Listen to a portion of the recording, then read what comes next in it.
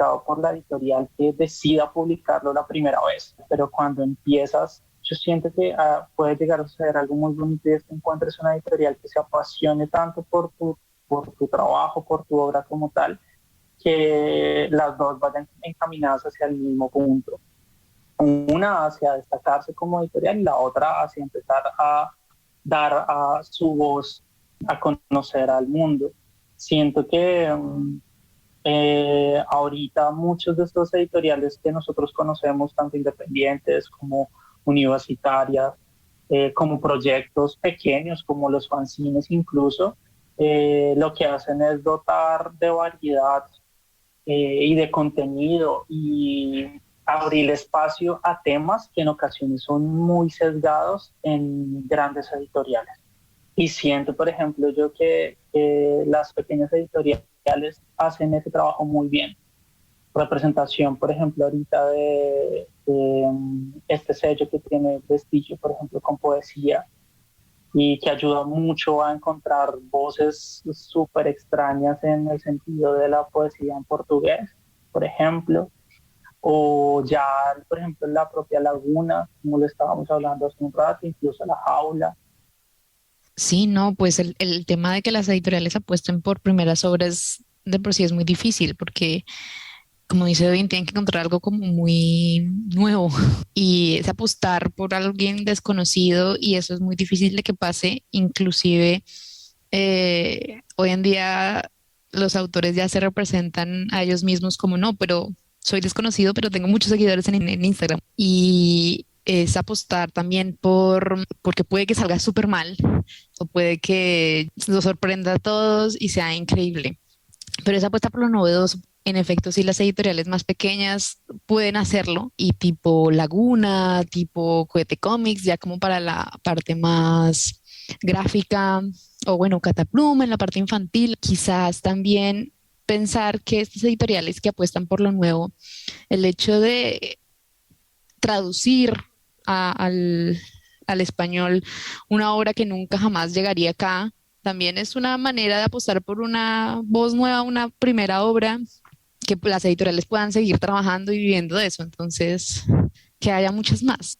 En mi caso, yo siento que hay una correlación excepcional entre primeras ediciones o primeras publicaciones y las editoriales pues más pequeñitas, ¿no? Como una intención como de jugar en la misma liga. Y de alguna manera es ese juego de azar que plantea Edwin, pues me recuerda mucho como esa primera lectura de Cartaresco, el ruletista, que seguramente no es la primera obra de Cartaresco, pero que sí da cuenta de un montón de cosas ahí, ¿no? Como la reescritura del jugador de Dostoyevsky y otras tantas.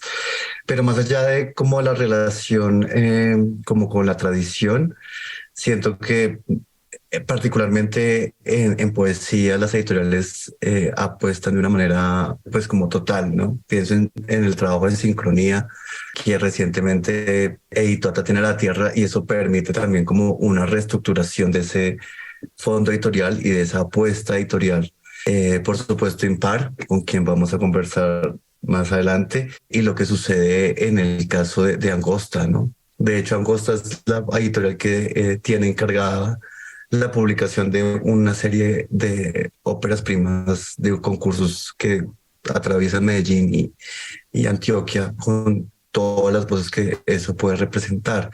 Y en la contracara, pues estaría el correo literario de Simbosca, ella que trabajó por una editorial y contestaba los emails o devolvía los emails de quienes querían ser publicados y normalmente los latigaba un poco por sus lugares comunes en la escritura. Y lo que hacía era como, de alguna manera, incitarles a trabajar más para crear un texto, una obra más contundente.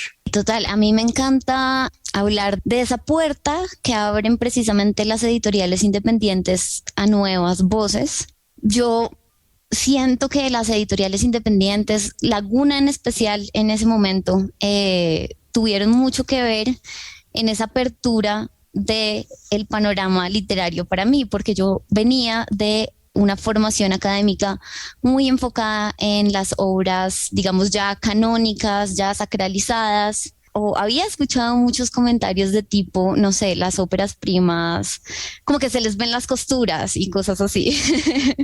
Y digamos que poder encontrar, porque recuerdo como estar llegando a trabajar en la librería por allá en, no sé, 2012, pongámosle, y empezar a destapar estas cajas y empezar a hojear libros que estaban hablando de lo que Edwin hablaba, así de la contemporaneidad, de las experiencias mucho más cercanas a mi experiencia de vida, de historias diferentes, con formas diferentes, de descubrir, no sé, El pajarito de Claudia Ulloa, obras que rompían como con esas estructuras de lo que se me había enseñado que era literatura.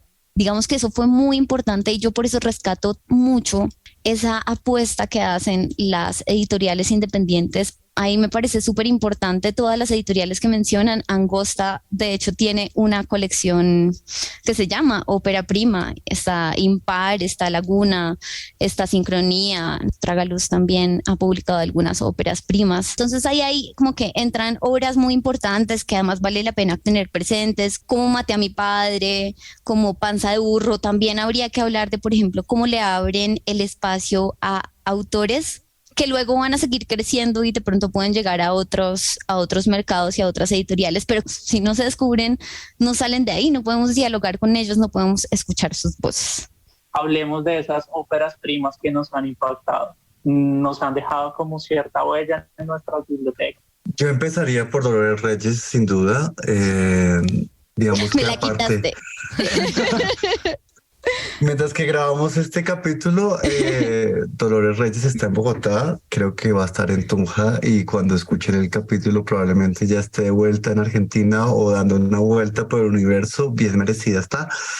Lo cierto es que esa heroína de Cometierra y certifica de alguna manera que los sellos literarios tienen un alcance maravilloso, que Selva Ilmada y La Iseca y toda esa tradición de talleres aportan y pues en este caso el tema de las costuras, que es una expresión que yo suelo usar y que claro recupera, digamos que no son tan visibles, no es algo que me afecte como lector cuando estoy frente a Cometierra. En el caso de Amelino Tom también me pasó, yo empecé por una de sus obras como de la mitad, pero después con la obsesión terminé accediendo a La higiene del asesino.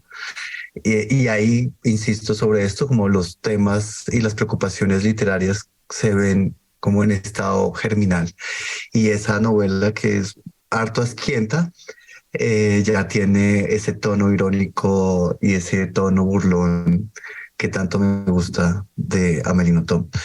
Adicionalmente a eso pensaría nuevamente en Arenas y Celestino antes del alba. El amigo de Celestino escribe en los árboles, ¿no? Y hay alguien que los tala todo el tiempo. Y Celestino solo está preocupado por el hecho de que en algún momento se escriba en el cuerpo y pues este leñador, por decirlo de alguna manera, termine matando al amigo de Celestino. Y eso que es como esa pulsión de la escritura, esa necesidad de manifestarse, está desde ese libro. Mención especial a Sofoco. Por supuesto, Un beso de Dick, que es una novela, se ha constituido en una educación sentimental para muchos lectores, aunque a mí me guste más en particular Vistas de una cera, pero eso ya son vicios de lector. Pero por supuesto, Un beso de Dick conmueve. Añadiría algo más, no es fortuito que estos autores, al menos Arenas, Dolores Reyes, narren desde la voz de la infancia, el posicionamiento de la voz narradora.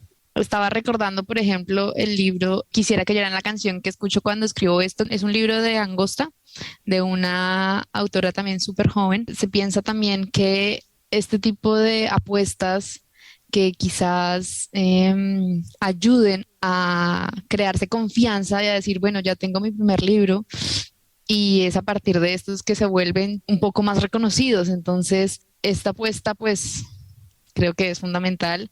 O me ha pasado al contrario, que ya conocí una obra del autor consagrado y vuelvo a su primera obra y ¿qué es esto? Bueno, pues en mi caso, yo siento que difiero un poco. En mi experiencia ha sido muy diferente. Pues como ustedes saben, a mí me gustan los libros que rompen estructuras narrativas que rompen con estructuras del estilo, que son rebeldes, y por eso me gusta mucho la editorial que vamos a entrevistar hoy, que es Impar, que se definen como una editorial diversa y divergente. Creo que hay algo muy valioso ahí. Pues a mí me gusta mucho encontrar libros que me hacen sentir cosas diferentes, que se relacionan con el tiempo de manera distinta. Esas costuras son las que logran sorprendernos y dar un vuelco a lo que conocemos como literatura. Y esas primeras novelas se permiten juegos que abren puertas a otras maneras de narrar el mundo. Primeras novelas que me han sorprendido: Cerca del corazón salvaje, de Clarice Lispector. Es una novela que ella escribe cuando tenía 21 años. De hecho, ella cuenta que en muchas entrevistas cuenta que nadie la quería publicar inicialmente, que envió muchos cuentos a como a concursos literarios y demás, y que nunca se los publicaban porque eran diferentes. Y evidentemente muchas de esas obras que han logrado ser publicadas, pese a la diferencia ser publicadas, han recibido mucha tierra de la crítica también. Por ejemplo, la primera novela de Truman Capote es una novela fuertísima y en su momento recibió mucha crítica, no solo por la forma, sino por ejemplo porque era una novela que trataba el tema de la homosexualidad. En ese momento no se permitía, no estaba bien visto. Entonces, digamos que siento que hay muchas novelas muy sorprendentes que en su momento se dice que son malas. Esta obra de Truman Capote dijeron que era una obra mala, que era como pervertida. Bueno, todas esas palabras que usan para censurar. Y finalmente es una obra poderosísima, bellísima, demoledora, y que definitivamente construye como uno de los grandes autores de la literatura. Entonces, pues yo siento que hay muchas obras que rescatar. Obviamente tendría que hablar de Cometierra por exactamente lo mismo. Es una obra diferente, es una obra que nos muestra que desde la ficción se puede narrar una experiencia dolorosa que solo ha sido narrada desde la voz del perpetrador. Mezcla la ciencia ficción con lo realista del asunto, con lo doloroso del asunto. Entonces siento que ahí hay algo muy importante. Y hay muchas otras obras, digamos, enmarcadas en esto que les hablaba ahorita de la literatura latinoamericana contemporánea y de cómo estas editoriales le dan voz a esas otras autoras.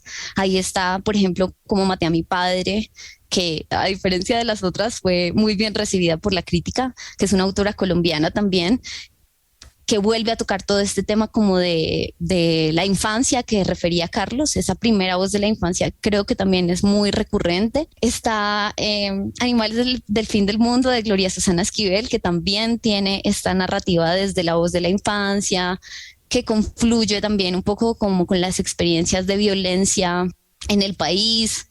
Pues Sofoco, que yo creo que a todos nos deja súper impactados. El nervio óptico, también publicado por Laguna, que en principio quiero contarles que tuve como problemas, porque esos problemas fueron precisamente porque el libro tiene un juego.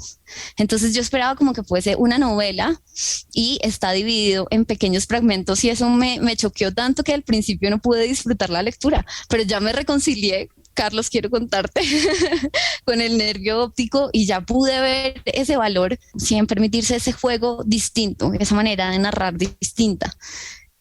Y hay muchas primeras novelas que son sorprendentes. Incluso está Todos se van, de Wendy Guerra, que es una novela maravillosa. Es no maravillosa. Esa me gustó, sí.